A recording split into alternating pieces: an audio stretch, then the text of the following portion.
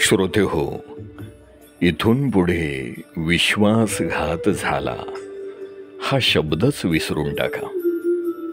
कारण आज नाही तर उद्या प्रत्येकाच्या आयुष्यात अशी वेळ येणारच, ज्याच्यावर आपण जीव ओवाळून विश्वास ठेवतो तोच कधीतरी आपल्या आयुष्यातून निघून जातो.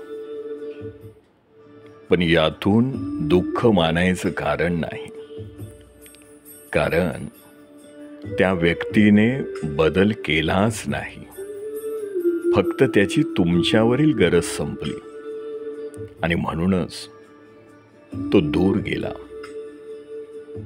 थोडक्यात सांगायचं तर तुमचा वापर तोपर्यंत होता जोपर्यंत त्यांना गरज होती, पण तुमचं अस्तित्व, तुमची किंमत ती मात्र तुम्हालाच करायची आहे.